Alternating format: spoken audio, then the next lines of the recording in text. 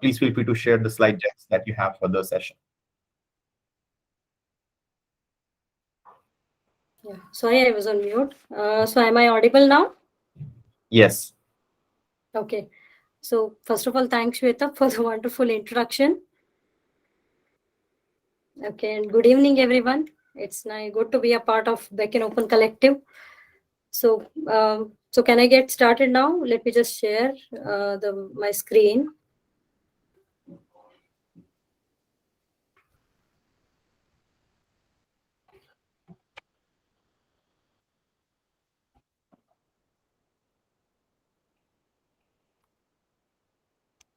Okay, is it visible?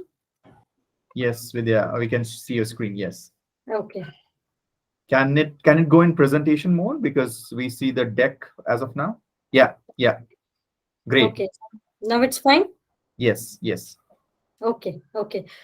Yeah. So hello everyone. So let me just start by giving a background uh, about our journey with Beckn when it started. So Growth Falcons as a company, we got associated with KOMN, that is Kochi Open Mobility Network, which is world's first open mobility network powered by Beckn somewhere in early 2021. That's when we realized the power of Beckn, and we started understanding about its concepts. And that's when I think the ONDC also started somewhere in 2021. And thanks to Sujit, who referred us to ONDC, which was already leveraging Beckn, right? We jumped onto this opportunity to do something different for F&B segment.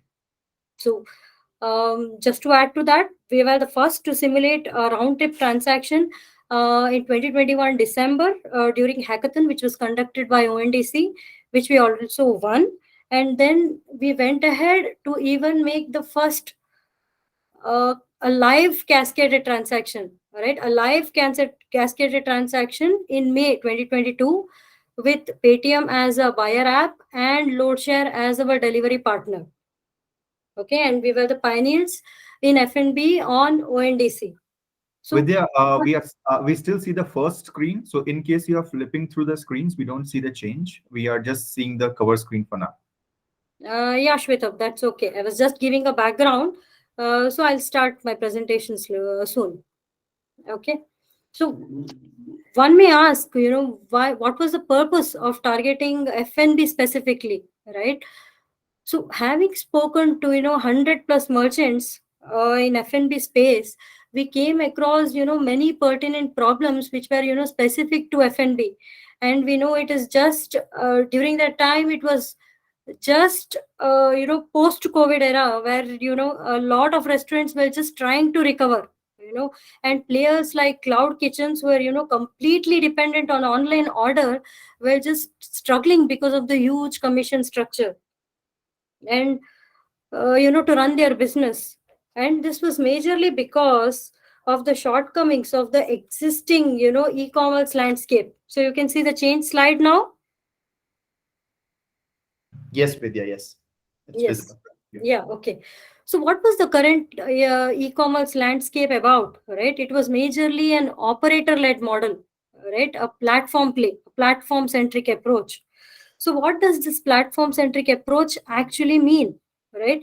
We have a list of providers on the left-hand side, right, who have who list their products and services. It's like, hey, I have a list of my products, I want to sell it online, right?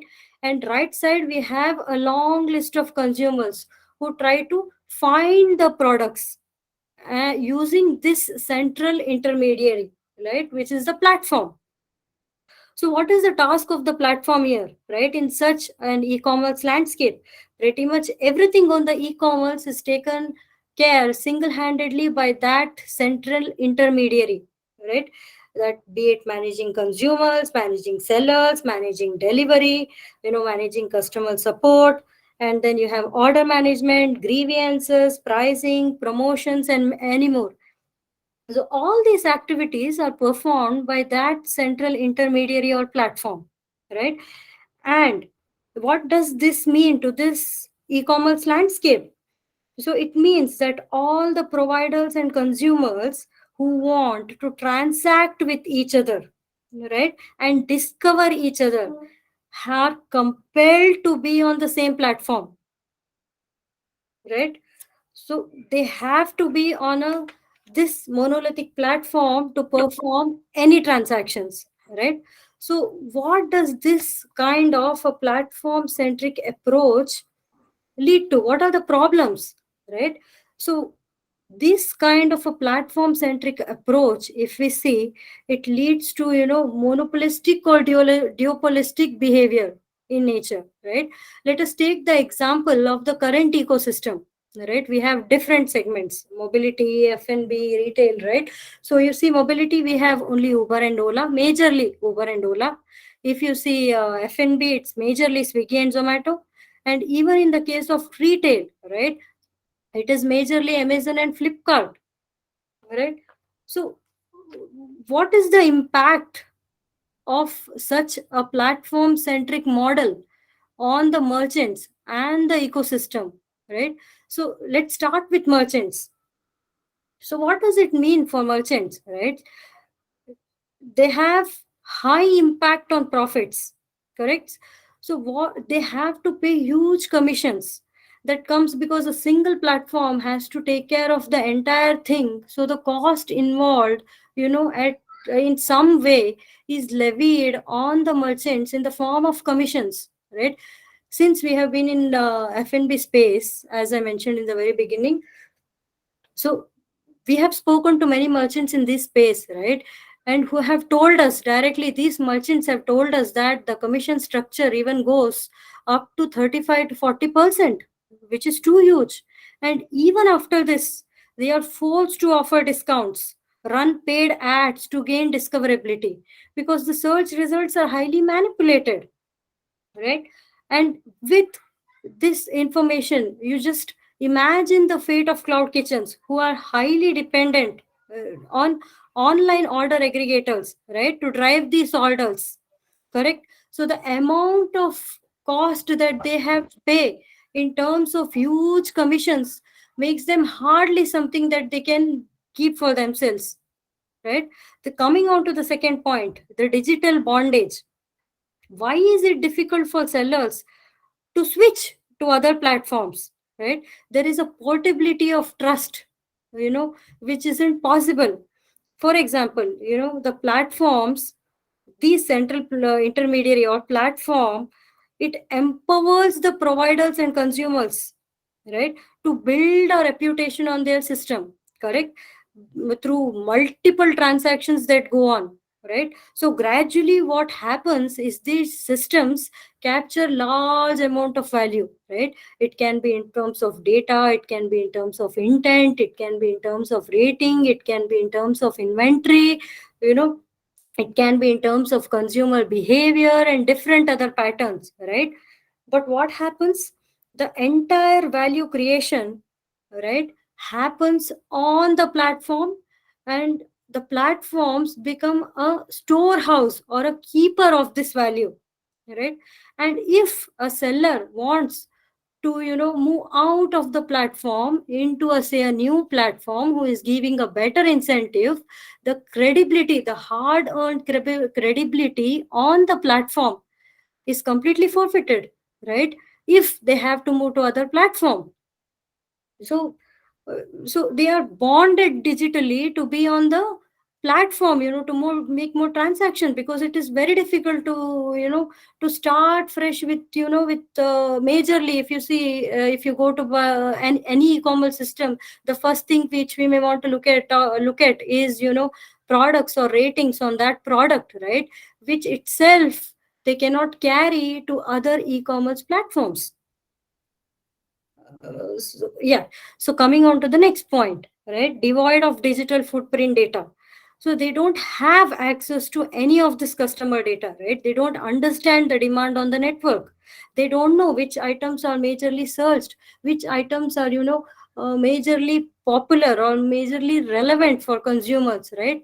So none of this data is shared by these single the central platform, which does the entire e-commerce play. Next is the fragmented merchant experience. So imagine, a merchant on one platform, if he has to, want his digital presence across different platforms, it actually means that the customer, has to register on multiple platforms, follow the policies on multiple platforms, and also it additionally means more work for the merchants, right? It's an operationally intensive task to go on registering and, following the process of each platforms. So now coming on to the ecosystem as a whole. So what does it mean actually to the ecosystem, right? It means there is limited economic opportunities, right? The entry barrier is very high, because a single system doing everything from managing, consumers, sellers, acquire, retention, delivery, and grievances, support, every other thing that I mentioned, is carried out by a single platform. That means the investment required to build a system is very huge, and it comes with a huge risk. So in such a system, it becomes very difficult for, small startups or innovators to build a complete system, right? And since these systems grow large, building in all these features in their system, and their rapid growth also inhibits the competitiveness, right? If you see currently the example, for even for F&B, right, we see there are only two major players. If I have to food order online, what comes to my mind first is, Zomato, or it is Swiggy, correct? Next, the high cost of operations, right? Platform has to manage the entire ecosystem, as I mentioned, right? So it means the cost of operations for each platform itself is high. And what does this lead to? As I mentioned earlier, it leads to some way or the other, the cost is partially, levied on the merchants, which ends up generally as huge commissions, or the need to run ads and other things, to make themselves discoverable, right? So the cost of operations becomes too high. Also, they are less inclusive and highly fragmented. So, see, in Indian market is very, very diverse, right? In terms of, economic status, language, and, various different reasons. Correct. So what happens is, let's take an example of Zomato and Swiggy, right? Today, Zomato and Swiggy, though in this say 12 to 15 years of time that they have grown, they cannot cater to, they don't cater to all the personas in the ecosystem, right? If I see Swiggy, you can relate to who, what kind of people can place orders, right? They are majorly people who are cost insensitive, or say who actually pay importance to customer experience as a whole as the highest priority, right? But then we may have also the consumers who are more cost sensitive, right? It can be students, or, the people who have a little bit of, lower income, or for whom affordability is more important, right? So it still can't cater to those segments. So having said that, and if you see the current e-commerce landscape, any e-commerce giant, right? You can think of any e-commerce in retail or mobility that have, uh, grown really large, that have never been universal. They cannot cater to all the segments of the people, because it's very highly fragmented, and hence it becomes very less inclusive, even for the sellers and even for the buyers, right? Lastly, there is a huge concentration risk that is involved. As I mentioned earlier, there is a huge concentration of value, right? Because of the immense transactions, and rather interactions that happen on the network, on the, not on the network, on the system, right? On that single platform, all the interactions are captured, and it becomes a big storehouse of value. And as they grow, the concentration risk also becomes huge. Imagine a single system is responsible, or rather, enables a large set of buyers and sellers who interact on a single platform or a single system. So it also imposes a systemic risk, because this system takes care of the entire system as a whole, right? There is only one single intermediary, which is the single system. So now, moving on to what is the solution for such problem, which majorly comes because of this kind of a platform centric approach, right? A network centric approach. So now if you see the topology, it's slightly altered. So what is changing here?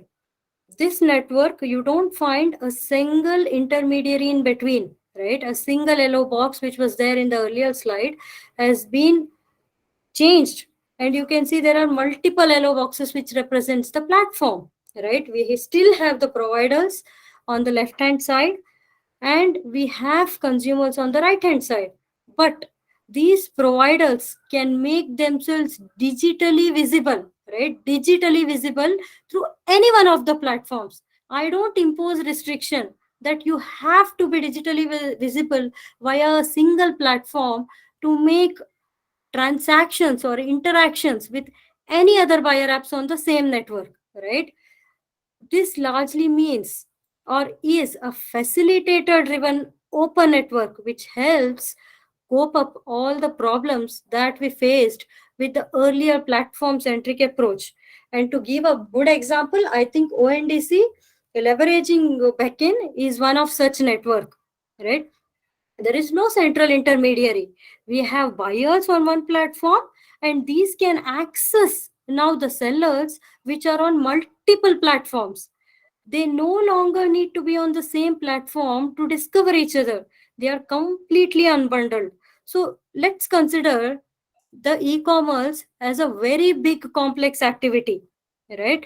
Now the big commerce activity is broken down into very smaller activities, right?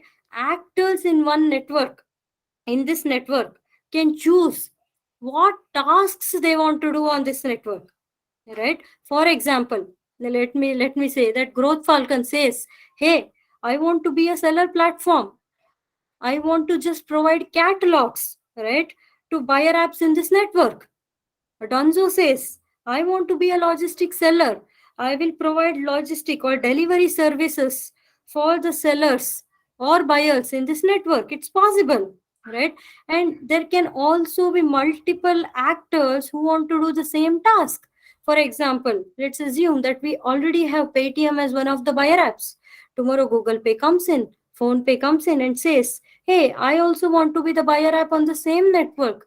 There is no need of exclusivity. It's possible on such a network centric approach.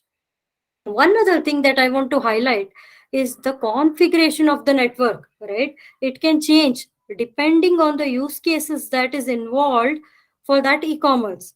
Okay. And one actor, right, as mentioned earlier, it can do multiple activities on this network. So what does that mean, that one actor can do multiple activities, right? Let me just take an example of a network topology. Okay.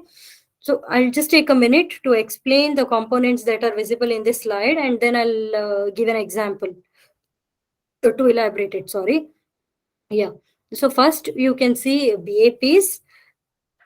They are backend application platform, or they are the consumer facing apps, right? uh, which form the demand side of any transaction. And you can imagine in the form of a UI, or not essentially a very sophisticated UI. It can be as simple as a voice assistant or a chatbot, right? The next is the BPP, which is the backend provider platform.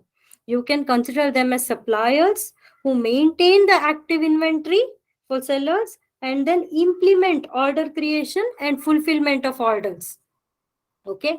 Then we also have backend gateways, right? So they help in discovery.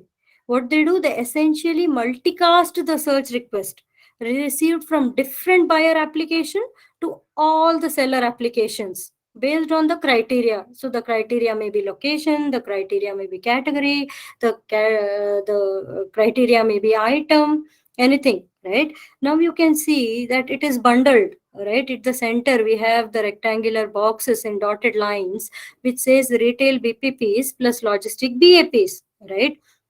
So let me take an example. Okay, a simple example would be, I just want to have my food delivered to my home, right? So there are two things that need to happen. One, a retail order for food, and next, a food delivery order, right? So if I'm a retail seller on the network, a BPP on this kind of a network, right?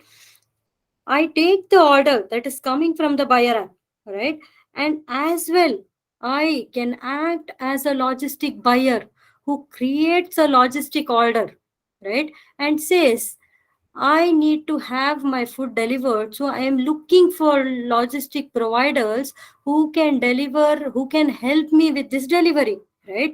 So here I play a role of a retail BPP as well as a logistic buyer who wants to create an order for delivery, right?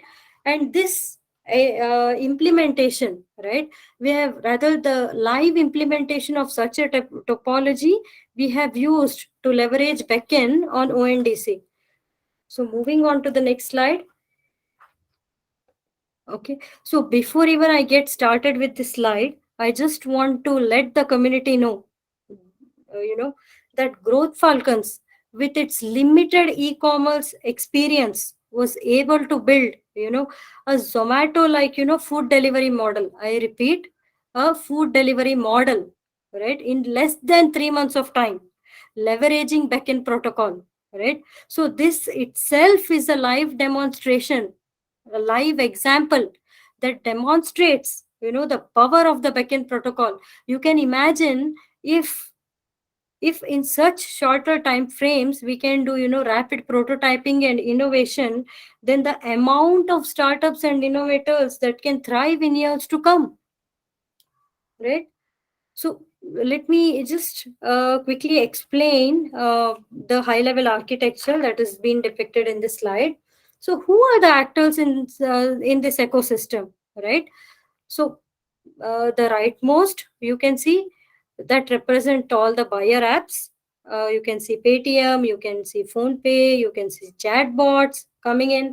See, all these are buyer apps, and the major task of these apps is demand generation, right? All the consumers and the customer apps who place order lie on one of these apps, right?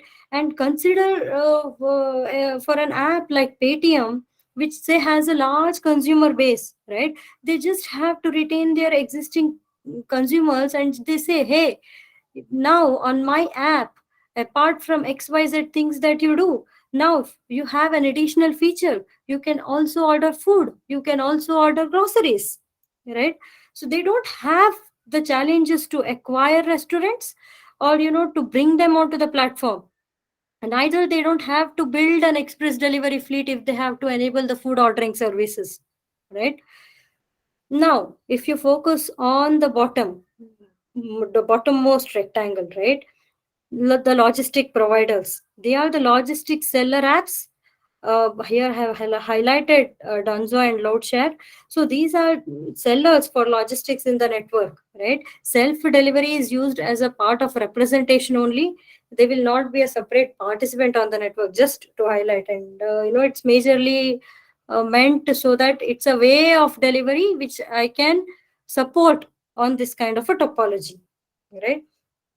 So being a seller on a logistic seller on this network would just mean that they have to publish their catalog. A logistic provider says they have to publish the kind of delivery that they provide, right? Be it be express delivery, be it be same day delivery, intercity delivery, right? And they have to fulfill the orders which they undertake, right? In purple, we have the gateways. So any search that happens on the network will happen through these gateways, right? At the left, we see that we have list of all restaurants. So these can be individual restaurants, small restaurants without pause, or with pause, or a chain of restaurants, or cloud kitchens, right? Restaurant of any type. Just to make the word clear, right? When I tell pause, it means it refers to point of sale. So point of sale essentially means it's a billing application that is used by the restaurant, to enter the item details and to create order for consumers, right? And many other stuff. Okay. And Pet Puja, Pausist, and Urban Piper are some of the popular pause players in the ecosystem, or right, well known in the industry, right? And while this means that they are one of the quickest means by which I can get the organized catalog data from the restaurant to the seller platform, it doesn't restrict us to that, right? There can be even small mobile apps or even a WhatsApp, by which we can have the e-commerce possible now, right? We can pull the data and then publish onto the buyer's platform. So what is the beauty of this ecosystem, right? What does it take for the restaurant to be discoverable by n number of buyer apps on ONDC, right? The answer would be just one click, right? So all they have to do is just click a button on their pause that they just want to be discoverable on ONDC via Growth Falcons. Just to substantiate that, for ONDC we have integrated with Pet Puja as one of our POS provider. Okay, so all the restaurants who have integrated on Pet Puja, so how do they get discovered? They just do one click that they want to be discoverable on ONDC via Growth Falcons, right? Post that, we generally follow a set of internal processes and checks, which is required for onboarding and then onboarding to registry. So, in all, they are ready to get the orders with zero effort with just a click of a button. And for a restaurant, the flow remains just the same as they have been following, which is Zomato or Swiggy. They get an order on their POS, they accept it or deny it, and if they accept it, a delivery guy lands on the restaurant, asks for an order ID, they provide them the food, and then they are done.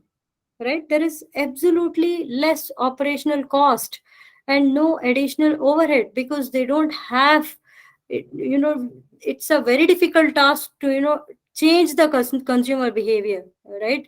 So merchant doesn't have to be trained, right? He just does what they have been doing. Then Growth Falcons at the center of this slide, right, orchestrates the flow of transaction, right? That is, it publishes the catalog to buyer apps, it responds to the cart and checkout requests, it passes on the order request from the buyer apps to the restaurant POS, and also post confirmation of the order, it also creates a delivery request using the delivery network, right? So this is an implementation how we have done for ONDC. So now I think let's move on to the next slide, where whatever network topology I have explained, just let me show you how it works end to end, with the help of a live demo. I'm just switching my screen, so just let me know once it is visible. Okay. So are you able to see my screen Yes, with the video? yes, Vidya, yes. Okay. So before I start with this demo, right, I just want to put a disclaimer that this demo is 2 months old, and the look and feel of the placement of this shop with ONDC shop with ONDC option and few other options as we go in right through the demo has been slightly changed on Paytm. It is rather enhanced with much more features. This was just during the pilot phase, so let's not focus much on the UI part of it, or rather let's focus more on the journey, right? The end-to-end user journey. So let me just start.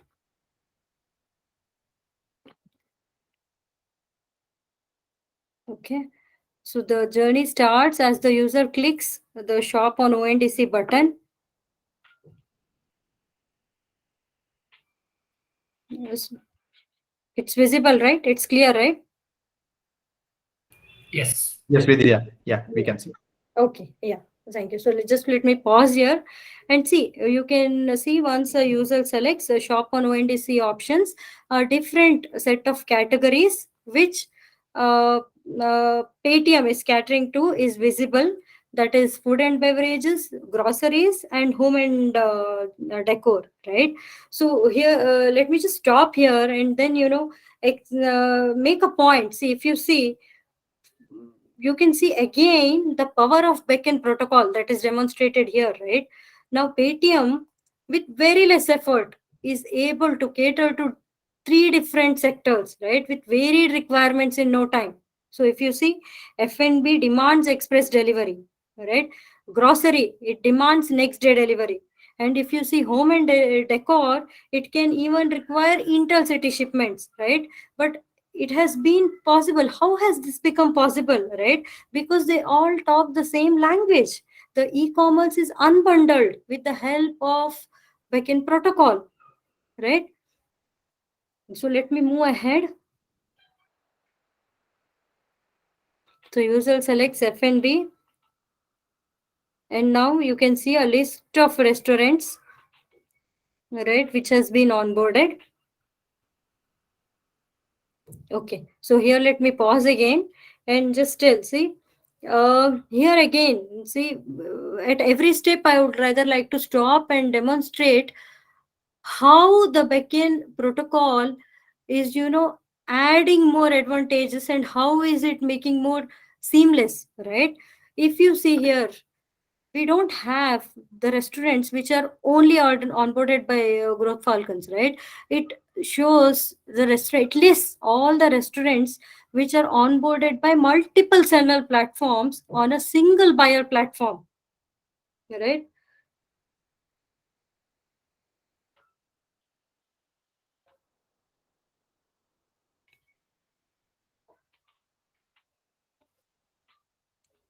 So it lists all the stores which are onboarded, published, and now we select one of the restaurants, that is Ahar Food Court, and now you can see the items are listed along with the price, and all this data is directly coming from the restaurant. The food information, the price, the images. Let's move ahead, and the user selects Jeera rice. Okay, and then user adds to the cart. Okay. Okay, let me just stop here and just focus on a few more aspects, right? So first thing you can see, maybe get it by today, right? As I mentioned, it is a demo which is 2 months old. So currently, it's not get it by today. It's like the order to delivery time, right? Which includes delivery time. That is the time taken, which the logistic provider may take in real time, right? During the time of ordering, depending on the address or the delivery distance that it has to travel, plus the cooking time, right? The cooking time required for the order. Okay. And while I say that, uh, before we send the cart information back to the buyer app, right?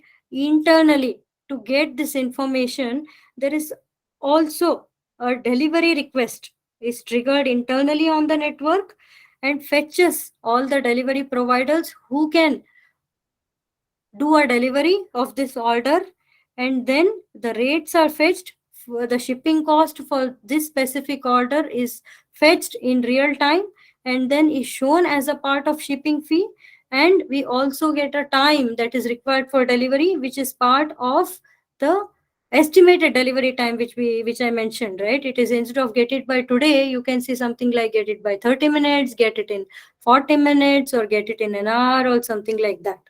Okay. While the other component that you can see is the fee structure, right? The total, you can see it as a total MRP here. This again, it currently doesn't show in this demo. It is not showing the breakup of components, but that also has been enhanced. And you can imagine something similar like you see in Zomato and Swiggy, right? There are different components that are broken up, and they are actually shown, right, in F&B. That is, taxes are shown explicitly, and then you have the packing charge, you have the convenience charge, and you have the delivery charges. So all those charges are shown separately.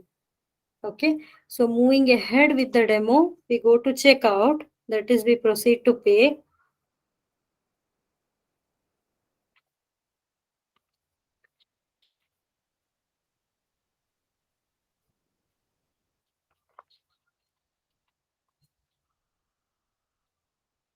Okay, let me pause again here. So don't be confused. Proceed to pay checkout doesn't mean that order gets confirmed immediately. Post checkout, there is a payment page that comes up where you enter all the payment details. And once the payment is completed successfully, the order gets confirmed. But however, uh, since because of this security reasons, we have avoided the payment page and we have moved to the order confirmation page, right? Now you can see here there are order details, and then if you scroll down, there is delivery details and payment summary as well. Wait, just let me stop here. Just let me go a little bit back. Okay, so in the screen, what I want what I want to convey is that when the order is confirmed, it only says that the buyer has confirmed the purchase intent from his side. All right, and a request has been made by Paytm, the buyer app here, to confirm the order to the seller platform, right? It is similar as you can consider in any other platforms like Amazon or Zomato or Swiggy. In that case, right, when an order is placed, the order gets received, right, but it has to be confirmed by the seller before the order is fully confirmed by the platform, and is what which means that it will be delivered to the consumer, right? So this, once the order is confirmed at this stage, it means that the order request has been sent to the seller platform, right? So what happens post this? There are two phases that happen, or two activities that have to go in. First is a delivery agent has to be assigned, right? Because we need to see someone who can deliver this order. And the second thing is, an order has to be request has to be sent to the restaurant, right? And the order has to be accepted. So if the order is confirmed by the logistics, we send the request to the restaurant, because otherwise it doesn't make sense, right? We know however the order cannot be delivered. So in such cases, what we do, we send a cancellation request back, or we send a confirmation request back telling that the order cannot be confirmed, or unconfirmed response rather, telling that the order cannot be confirmed, and this needs to be marked as cancelled. However, if the order goes successfully, we find a logistic provider, then we send the order to the restaurant. And if the order gets confirmed, will just let me move to the next slide now at this phase. Okay. Okay, see here you can see the Paid Puja as a billing system. As I mentioned, in ONDC we have integrated it with Paid Puja. So you can see this is the restaurant POS, and the order, right, with that same item Jira Rice lands on the POS, right, with a request to accept or reject the order. Okay, so the restaurant can go ahead and accept the order. Okay. Okay, so once the order is accepted, you can see the order view. All right, and there are few things which you may want to focus on. One, it shows Growth Falcons as the platform on which or through which the order has been created, or the order has been landed on the POS. And it says that for this demo, the delivery type is self-delivery order. All right, so here again, I want to emphasize on the power of Beckn, right? In typical cases, if you see like case of Swiggy and Zomato, the restaurant doesn't have a choice. Say a restaurant has a very good delivery fleet, it doesn't want to have avail the services of the aggregator platform, but they don't have a choice. They have to use the services, right? But see, in this case where we have leveraged the Beckn protocol, you pay only for what you consume, right? You're not compelled to use the logistic services on the network. You can opt for self delivery, or you can opt for, on network delivery, right? So in this, you can see it's a self delivery order, which means they will deliver with their own fleet. Okay, so let me just move ahead.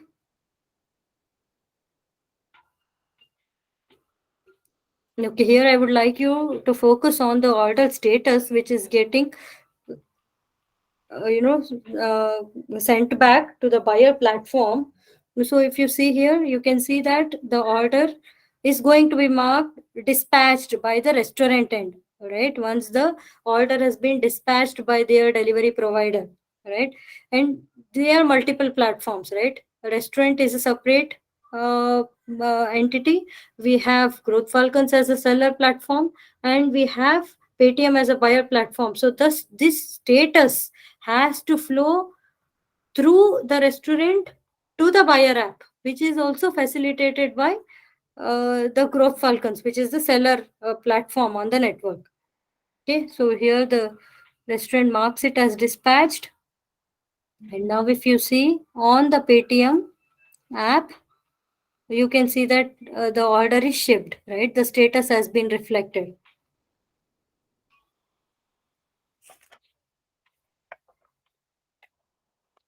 Okay. So we see that it is marked delivered, and similarly you can see that the order is marked as delivered on the Paytm app. Okay. Okay, so coming back to the slides. So able to see my slide now? Yes, Vidya. Okay. So I just want to summarize here. The most of things I think by now you are aware, but just let me highlight a few points. Let's see the differences that we can see in both these two approaches, right? The first one is majorly operator driven, which is a central intermediary which does everything, but here it is facilitated. And example can be a ONDC network as an example. That's in platform approach, there is a store of value, right? All the value is concentrated at a single platform, while uh, in the network centric approach, all this data flows from the buyers to the respective platforms, right? The first one, again, platform approach dictates sellers, right? But in a network centric approach, you can see there is more autonomy for sellers. You can as I mentioned, as one of the use case can be, you can opt for the kind of delivery services. You can, there are implementation in the protocol which will help you negotiate, which can tell you if this the cancellation policies, etc. Right? And the first one, the platform approach creates silos. You have different multiple platforms. Different platforms, but however, a seller on one platform cannot be visible on multiple platforms. Unlike here, where I demonstrated that where we have a listing of restaurants, we have restaurants which have come from multiple platforms, seller platforms, not only from Growth Falcons as a platform, but still they are visible on Paytm as a buyer platform, right? Other thing is systemic approach. Since here there are multiple players, the e-commerce is unbundled, right, into many activities, and there are many players. There is a buyer platform, there is a seller platform, so the systemic risk also lowers, right? And since there are don't have to do a single activity, right? The entire system can cater to multiple segments of the society, because it actually fosters the growth of small startups, because the investment becomes lower, right? And hence it encourages more participation, right? No control of digital assets and full control of digital assets, again I have spoken. They have control of their own assets. And then monolithic and full stack thinking. Here, as I mentioned in the above points, it's decentralized and it is based on a protocol. There is no central intermediary. And then we have as I mentioned, there is high entry barrier for a platform approach if you have to have many such platforms, because a single platform has to do all the activities with respect to e-commerce. But in a network centric approach, it encourages innovation, because we have small players can coming in. You can take us as an example as well. You don't have to do all the tasks single handedly in this kind of an ecosystem, right? Okay, so I think let me move to the next slide. Okay, so I think I'm done. So, I would just like to say that, having demonstrated with the practical example, considering ourselves, right, with limited e-commerce experience, that we have built a solution leveraging Beckn in less than 3 months of time, right? So I urge the aspiring entrepreneurs, in this community, and innovators, and ask to leverage Beckn protocol and see how they can adopt it, right? And see how they can cater to small and medium businesses, and see and try to help to improve the e-commerce penetration, which is currently 8%, and see if, in next 5 years we can at least bring it up from 8% to somewhere between 25%. So I think that's it that I have. With this, I leave the floor open to questions. Thank you. Thank you so much, Vidya. Thank you so much for the detailed, I would say, especially uh, I'm super impressed by the details that we went in terms of flow, which also originates a lot of questions, I would say, which we already see in the chat box. So would you like to pick up some questions from the chat box? We have Rahul, who has a hand raised for a long time, but we have a set of questions in the chat box that we can start picking up on. Or I think an easier way would be for the people who have asked the questions to come online and then ask them themselves so that they can articulate it better. Yes, sure. So, Akhil, I see a hand raise. Akhil, would you like to go ahead with your question? Well, thank you so much for kind of walking us through this. My questions were predominantly, so I'll give you context to our questions. So I'm looking at adopting backend for a different use case, not just for the e-commerce part of it.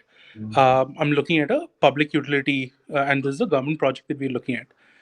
And there are multiple providers in that ecosystem, and there are multiple buyers also in that ecosystem. So the question for us is like one that I had, like Growth Falcon that you talked about, is that providing a transactional, or sorry, a translation layer for merchants to quickly adopt ONDC, or are merchants just they're getting a helping hand on, hey, here's how you onboard to ONDC?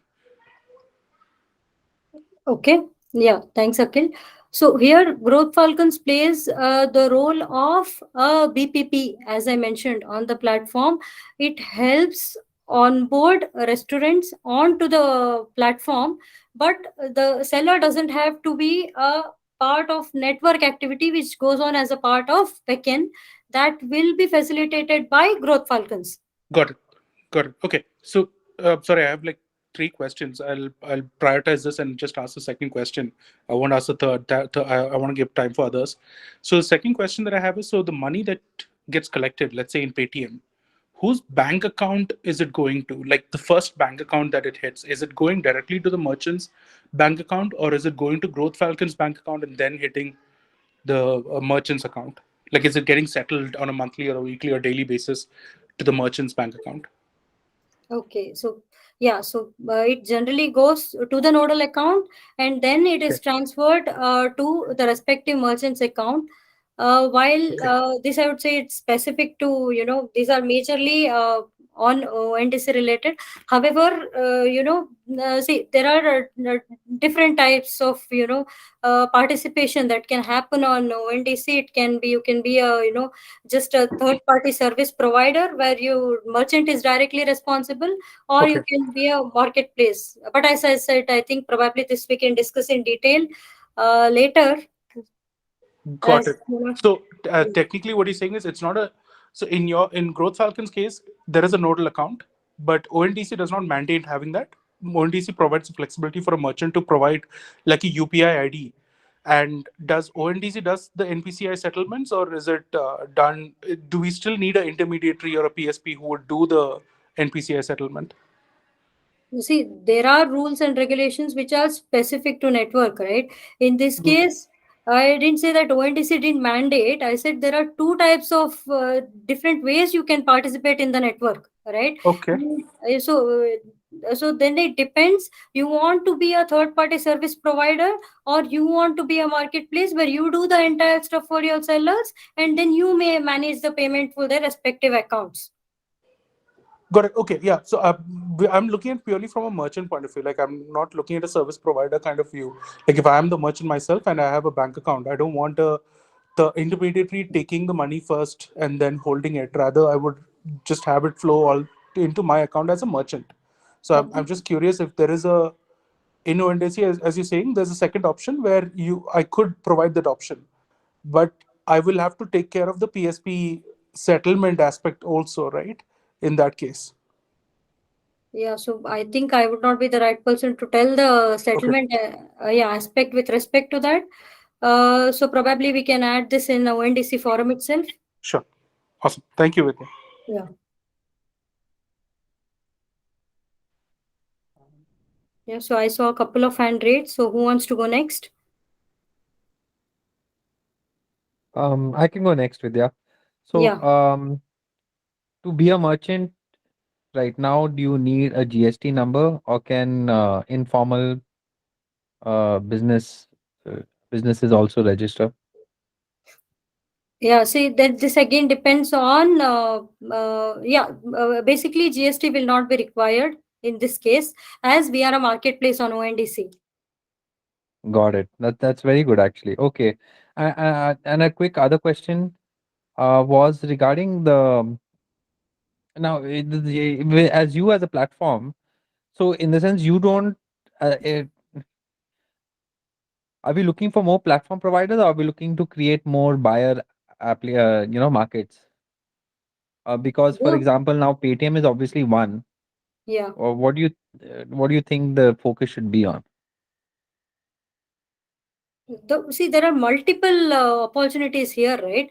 So it depends on what kind of a player you are, right? So if Mm, tomorrow Google Pay is coming in, so they have already a multiple, large set of consumer base, right? So for them, it would make more sense to be on the buyer side of it, right? mm, So leverage the one that you can make it quickly or the one that you're good at, correct? got it. And what would be the incentive to be a BPP like you, like Phoenix? Okay, BPP like me, it will be again, see, since I am doing the entire orchestration on behalf of the restaurant, right? I can Mhm. charge a small fee to the restaurants to do the entire on their behalf. Got it. Got it. Okay, that's it. Okay, thank you so much. Yeah. I think there's Saurav and Gaurav with their hand raised. Saurav, would you like to go next? Hi. Saurabh? Yeah, Hi. Saurabh. Yeah, yeah. My question is regarding rental business. So, currently I can see that there are buy and sell on ONDC, but I have a rental business and I want to onboard that on ONDC. Is there a provision for such kind of things like recurring payments or anything like that? For rental, see, currently with respect to ONDC, it is currently opened up for F&B and groceries, but other things can certainly come. There are provisions in network, but with respect to ONDC, I would tell I would not be the right person to comment on that, right? Okay, okay, okay. Okay, thank you.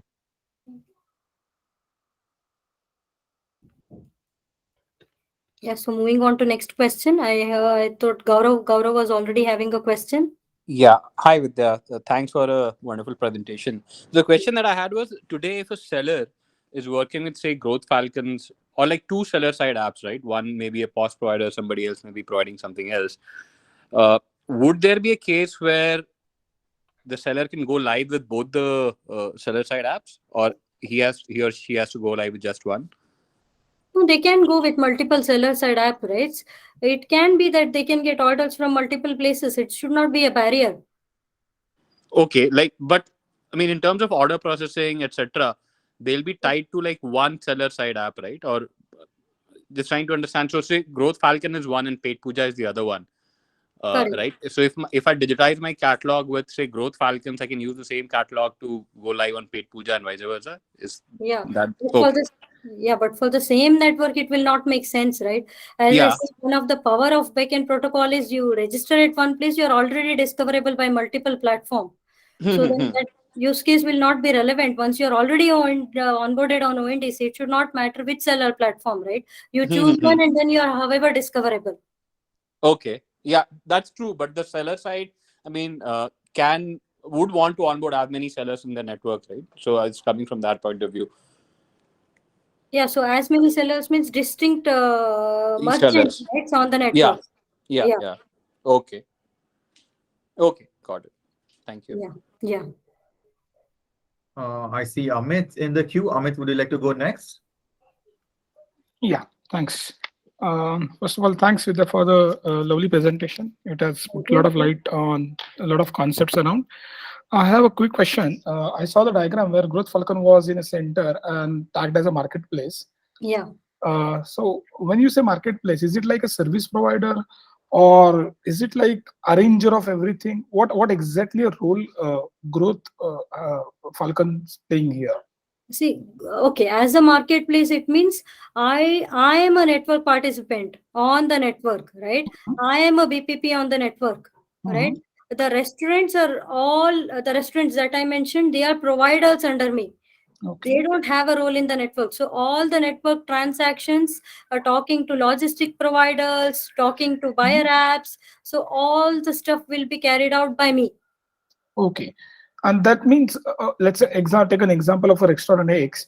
He Yeah. can be part of a multiple kind of marketplaces, right? He can be registered. I mean, one is a Growth Falcon. He can go to some ABC or PQR. Is that possible, or he has to go with only one person, one No, I BPP? think Gaurav asked the same question. That's what I said. See, the beauty of Beckn Protocol is once you are on, while it doesn't restrict, the beauty of Beckn Protocol is if you are on my platform or if you are on other platform, but you are on the ONDC network, you are discoverable by multiple apps, right? Right. So now if you are at one place, you don't have the need to be on multiple seller platforms. That's It becomes again. fine. That's fine. But let's think from the restaurant side. He might not be understood. He might not be the person who understands the technology part of it. So he might say yes to someone else as well, right? To get registered or to get onboarded. That's And fine. that's fine, right? Yeah, that's fine. See, then again, it can be that I choose to respond to some buyer apps, I choose not to respond to some buyer apps, right? Oh, So I can be still visible on buyer ABC through me and buyer app D&D through the other person. so does that give you some power over the network to, to manipulate? I mean, manipulate would be a wrong word, but at least because you have a power here as a marketplace, you can decide whom to send what, or is it, how is it like exactly? No, see, as a marketplace, as I said, it's not that I am alone in the network, right?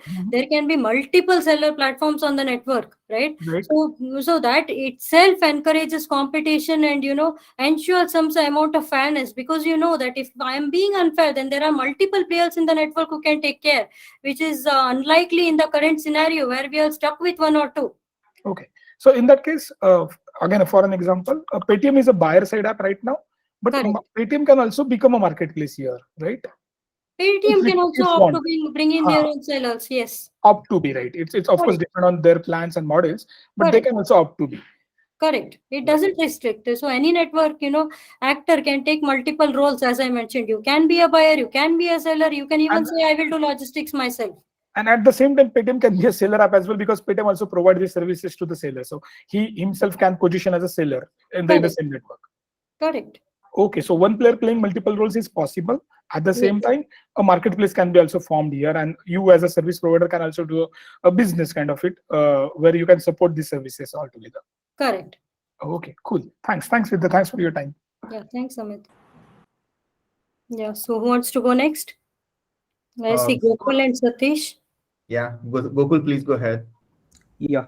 Hi, Vidya. Thanks for the presentation. I think it was very detailed and it covered almost all the basic stuffs. Yeah, thanks for that.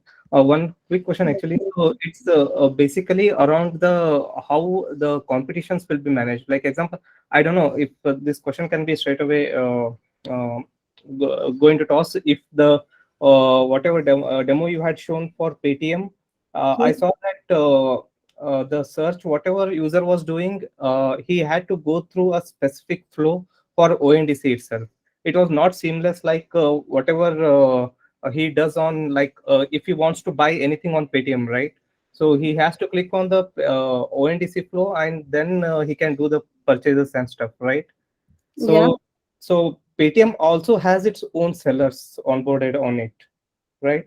And through our seller apps, we will be having a lot of sellers onboarded on the Paytm as well, right?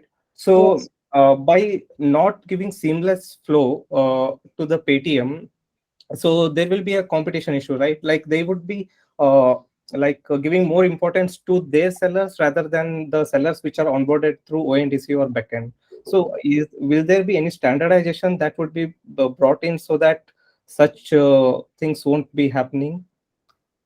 Okay, so Gokul, if I understand it right, it's about the user experience part of it, right? Currently, the way you go to ONDC and then access. So Right. this is majorly, something which is specific to a buyer app, right? Mm-hmm. And this, as I mentioned, there are so many things that will be changing. This, the demo that I have used, I had mentioned this disclaimer earlier itself that this was majorly from a point of view of during this pilot phase where it was around 2 months old, but there are a lot many things which have changed, and the UI also has changed. So I Mm-hmm. think that keeps changing, so that shouldn't be a major barrier there. Okay. Okay. Cool. Right. Thanks. Yeah. Thanks. Yeah. Hi Vidya, I'll go Yeah. next. This is Satish. Yeah. Thanks for the presentation. One quick question. So, given that there can be many to many relationships, meaning the same merchant can actually sign up with multiple marketplaces. So, I'm just wondering more from a user experience perspective. On the let's say on the Paytm app, the same merchant will they show up twice or something uh, if they are associated with multiple marketplaces, or is that at a protocol level itself is it being taken care? I'm sorry, but is it that can I register to multiple marketplaces? Correct. Like let's say one particular a restaurant, right? So a restaurant has signed up with Growth Falcons, and also has also signed up with another marketplace, which is ABC. So Okay. now I'm just wondering, assuming that Paytm has signed up with both Growth Falcons and also maybe or rather the other network also. So I'm just wondering the same restaurant when a user searches, will they see the restaurant twice or something like that, or that won't happen, right? Yeah, see, as I mentioned, there is nothing that stops them from registering to multiple platforms, right? But Correct. essentially, it will not give them more incentive, right? Because, see, as is, since you have many platforms, there is a lot of competition involved, and you can choose the right platform to go along with, right? And Uh, finally, you see that you are, however, discoverable. That is the beauty of Beckn Protocol, right? You be in one and you are discoverable across many, right? Correct. So once you are on ONDC platform, you are on ONDC platform. There is nothing I, which I can. I understand that part. I think I'm discoverable, but then I'm more coming from a user experience perspective. That Okay, see, the uh, user the experience the doesn't. same restaurant doesn't show up twice, right? Potentially, or that's something that the buyer app needs to manage, correct? Yeah, that will have to be managed. By the buyer app. Okay, thank you so much. Yeah, we have Uh, Rahul Gururaj. Thanks. Yes, hi Yeah. Vidya. Again, I just wanted to follow up on the previous question about GST. Um, so typically Zomato and Swiggy, they do charge tax. Correct. And then that invoice, that tax is also passed on to the restaurants in their commissions and stuff. So how will that work for ONDC, especially for people who don't have GST and register? Okay, see, this GST here, as I said, it depends on you're registered as a third party service provider or a marketplace, right? And then GST is collected by the e-commerce operator, in which case, in our case, will be uh, we as a marketplace, right? So Got it. there it Okay. is collected by Zomato and has to be paid by Zomato. Got it. So you will collect the GST for the operator, for the merchant, Yeah, and then okay, because we are the this really e-commerce operator in this case. this really transforms, no? Then a lot of people who have been otherwise, because Swiggy and Zomato, that's a major obstacle in registering. You need to have a GST. Correct. This brings in a lot more people into that fold. Great, yeah. Correct. Okay, okay. Thanks, Rahul. Guru Raj, would you like to go next? I see a hand Uh, raised. yeah, sure. Yeah, thank you, Vidya. Vidya, I have two questions. First being like whether buyer can discriminate in listing of products between its sellers and those products which are onboarded through the ONDC and backend. Maybe it's repetitive, but I just wanted to. I'm not sure. Yeah. Okay, so you're telling that there is already a customer base that they have and they are on the ONDC network? Yep. So if the same products are being pushed, right? So can a buyer application discriminate between the products? I mean to say, when the both products are same, the buyer can show its seller's product first and ONDC, the products which are being listed through the ONDC or backend showing next to them. So Okay, so if they are on ONDC, it means their sellers are visible on ONDC, right? yes. Okay, that is the first thing. And another, with respect to the fairness and showing, I think then since there is, multiple competition that will arise in market, so then the buyer apps will also be just based on how fair they are, right? Right. Here we Right. have currently in the current e-commerce systems, that's not the case. Right. Answer. Yeah. Yeah. So the next question is just for confirmation: are there any standards with respect to the sellers to that it has to maintain to get itself to register to the ONDC, or it can be as simple as a WhatsApp business account? Because even like WhatsApp business account nowadays, they are maintaining their own catalog, or and they're doing. Yeah, see, with respect to onboarding onto ONDC is a separate process. But yes, if there are, any other startups or innovators who can, plug in this catalogs, pull the catalogs from Yeah. WhatsApp API shops, and they can make it available to buyer apps, why not? Yeah. It's Okay. possible. Okay. Okay. So it implicitly mean it doesn't have any standards. So as long as we obey the ONDC protocols, it should be fine. Yeah, see, the protocol mandates that you have a specific set of information, which is also validated by the buyer apps while they consume it, right? Because they have to display and they have to, everybody has to follow a set of policies. So as long as it can be done, it doesn't matter from where the data comes through. It can be a WhatsApp shop, it can be a small app, it can be a POS, or it can be Perfect. multiple other sources. Perfect. Thank you. Answer. Yeah. So Gururaj, Girish has also written down some comments. You can take a quick look at them while the discussion was on. We'll quickly move to Abhijit and then to Deepak. Abhijit, please go ahead. Yeah. Thank you. So my question is on onboarding to ONDC itself. So if I understand correctly, ONDC is a government entity, and if I, as a developer or a innovator, if I want to develop some network participants like BPP or BAP, if I have that ready, so what is the process to onboard to the ONDC? Is it, No, there is a certain process which is followed by ONDC, and we have a separate Slack group for that. So Mhm. probably you can post the questions there, and we have so many players, who can help you, team members who can help you with the exact step of processes. There are many documents also. Probably we can connect offline, and then I can help you with that. So Sure. Sujit wants to come in. Sujit, do you have a comment here? No, thanks, Vidya, for the fantastic presentation, and Shweta. I just thought, Shweta, for organizing this. Abhijit, I just wanted to quickly comment on the point that you made that ONDC is a government entity.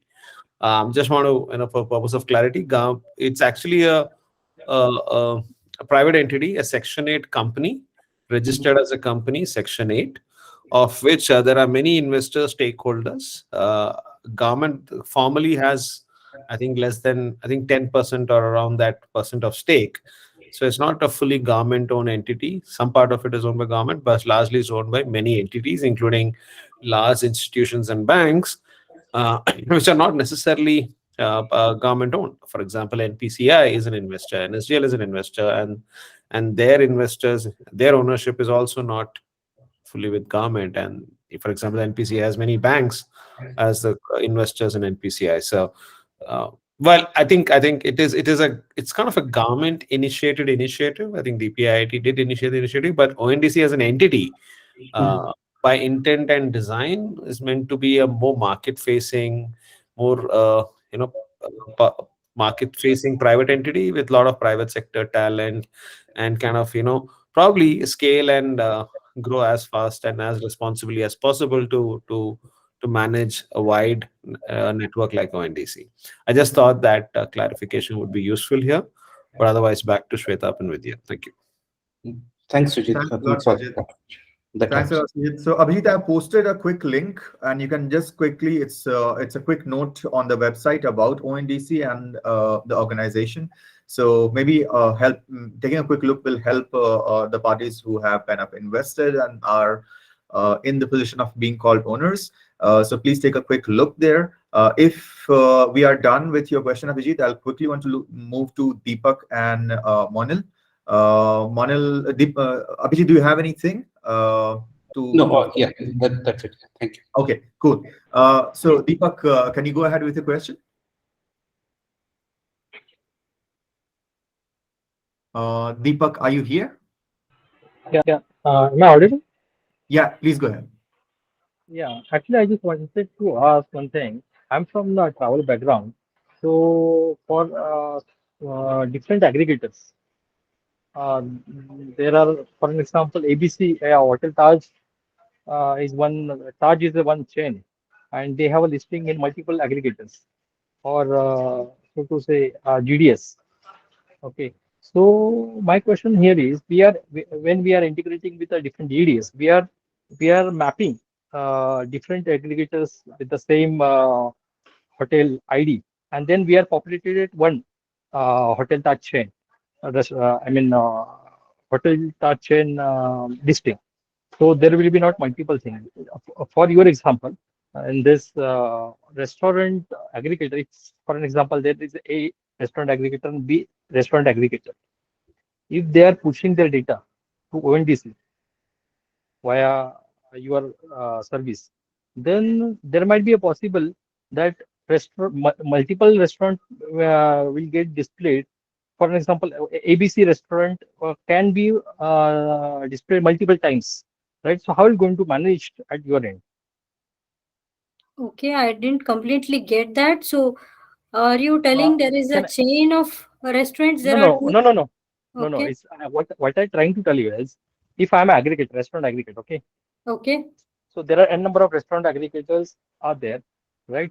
So one restaurant can be empaneled with so many aggregator, example, right? So if aggregator push the data to ONDC, their restaurants, whatever restaurant list they have, aggregator have, if they push the data to ONDC, so there might be high possibility that one restaurant will be seen more time in the result, right? For an example, No, so is it when you're telling that when you tell aggregator, does that mean that the same restaurant is on Swiggy, the same restaurant is on Zomato? Absolutely.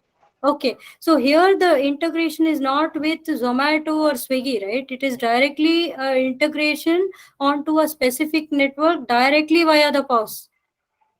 Yeah, that I can understand that thing. But thing is that, see, right now we have some POS, and in future there might be some other POS, because at the end restaurant is not going to understand very easily. Once I push the data in ABC POS, so I don't have to go to any other.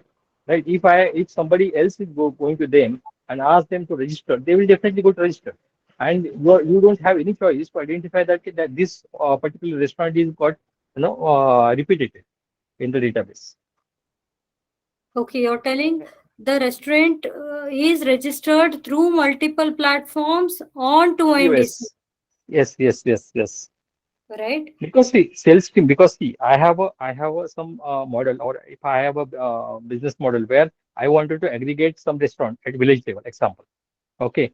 So once my sales teams already aggregated the data and tell them ki you don't have to aggregate somewhere else, and on third day some different person or different startup come in that particular place and they again aggregate those data. So definitely they are going to push the data to the ONDC, because see what happened, I don't know that particular restaurant or something is got listed on ONDC or not, right? Because if I am on POS side, I'm giving the platform to restaurant, so definitely I have some margin on it, right? Okay, So Deepak, definitely, in the interest of time, I'll just like to consolidate your question. Just let me know if this is the correct understanding of a question or not. So if I as a local restaurant, I am registered on 10 BPP, which is a service provider, right? So if I'm yes. registered on 10 of them, when someone searches a food item, do I come again? Do I get listed again and again, which increases my chances of being someone selecting it? And does it help my ranking, or does it give me a kind of advantage over others who are only registered on one? Is that the question? Only the question is right, but only difference is that if ABC restaurant in your search result, whenever anyone pull the data, so in search Yeah. result, my restaurant will be get reflected from all the parties, right? So it is a repetitive entry which might get displayed. That is my Yeah. what my question. So Vidya, did you get the question? If I am registered on 10 different BPPs, when a search call comes, how is that handled? Okay, so I think this question has already been answered. I think we had two participants who asked us the similar question. So what happens if I am registered on multiple platforms, and will I be discoverable multiple times because I'm on say multiple platforms, right? So Mhm. okay, so that I should tell that there should be some processes that will be even implemented by buyer app as well, right, to handle these kind of cases that will all be coming as a part of ONDC, right? But while I say that, I also say that once you are aggregator, as I mentioned, right, as a part of open protocol like Beckn, since you have been registered in a single platform, however you will be discoverable across multiple platforms, so that need will never be there as No, well. that I can understand. Once you registered, you will visible to all. That is very much acceptable. But thing which I would like to ask is, what if, because what happens, there is no ISN kind of thing, right? For example, in security there is ISN, so I cannot register multiple times. So is there So anything yeah, so anything Deepak, which is standardized? I think Girish has mentioned something in the comment that there has to be some kind of standardization process on the network or from the buyer app that makes sure that one restaurant doesn't come across as 10 different restaurants. And I think this is a longer conversation, and it's also something that has come from other, I think, participants. I think Sujit has a comment here. Let's take his comment. And I would also like to have some time to address to Monal's and Mahesh's questions. So over to Sujit, and then we'll quickly jump to more questions. Sure. I mean, if there are others who can offer clarification, that'll be great. Unfortunately, I was not fully clued in on the question, Deepak, but from the sense I'm getting from this conversation is that what if the same restaurants shows up multiple times if they're listed on, let's say, multiple seller platforms? A few things that I think you're right. So what gets, so on the ONDC network, it is the platforms that gets registered. And some of these platforms are aggregators. So a seller could be one of the many sellers on an aggregator platform, and there could be multiple such aggregator platforms. So it's invariably a very likely scenario that a same restaurant could be resulting in a search multiple occurrences of the same restaurant, because pretty much they publish the same catalog across multiple platforms. Now, the way some of the things are being addressed here is, one, I think, as ONDC, one of the building blocks in addition to the underlying protocol infrastructure is to kind of create a I mean, protocol already has what is called as a rating capability. What ONDC is trying to do on top of that is to create a network level a rating system, where and I think some of this is already published as part of the trust consultation paper that's on the ONDC website. Maybe you can find time to go through that there. But as a part of the rating system, ONDC is creating a network level rating, which means that a seller may have a rating on a particular platform like Growth Falcon, but it will also start having a common rating at the network level. So as part of that, for businesses, which is essentially the sellers, and tomorrow even the buyer side businesses, because ONDC is getting into B2B kind of a domain as well, the businesses will probably have a way to attach a common reputation, a rating score, or a rating kind of a metric to them, and they could be probably identified uniquely across all platforms through a certain credential. Now, in India, most of these businesses, I think many of them today either have some or the other sort of an identity, either in the form of a GSTN. In case of Kirana stores, they could have a PAN number or a proprietor's PAN and things like that, which allows them to sort of have a unique ID. I don't think there's any consideration of creating a new unique ID for businesses, but to see that given that some of these, there are some statutory IDs that these businesses carry one way or the other, we can use that as a basis to sort of identify the uniqueness of the seller.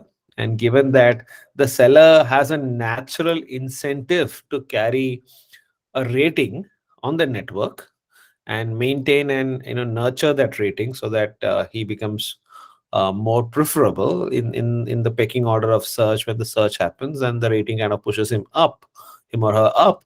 So I think there's a natural incentive for the buyers to opt in for that, and through that, I think some of these issues of duplicate occurrences of the same seller would be addressed.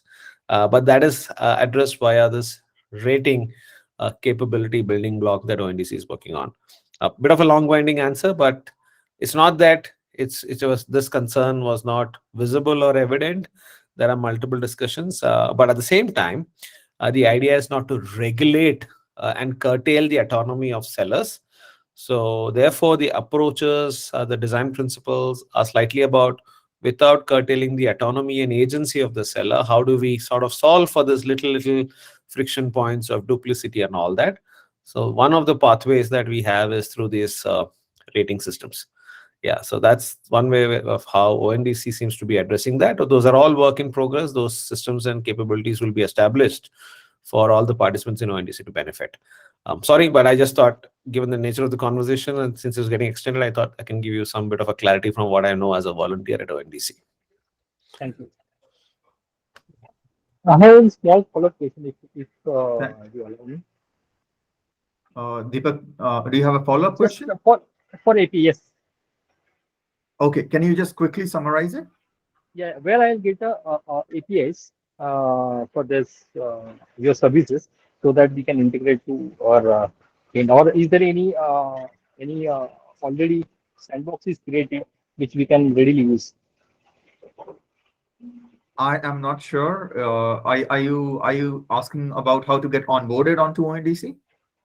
No, I just wanted to understand if I wanted to have the data which is already aggregated by ONDC. I wanted to publish. I want to do something, some restaurant user side app.